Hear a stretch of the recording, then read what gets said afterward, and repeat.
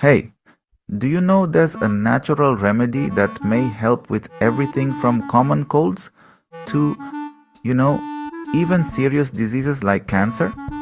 Please watch this video till the end to find out how it works.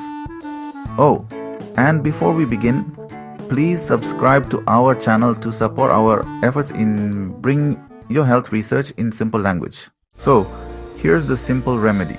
Just take 1 gram of turmeric powder, add it to a full glass of water, and boil it for 3 to 5 minutes. After that, filter the water and drink it on an empty stomach every morning.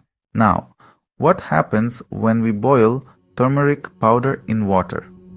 Well, turmeric contains 2 powerful natural compounds, curcumin and turmerone. Normally, curcumin doesn't dissolve well in water, but when we boil the water, its solubility increases, allowing us to extract more curcumin. Also, turmerone is released during boiling.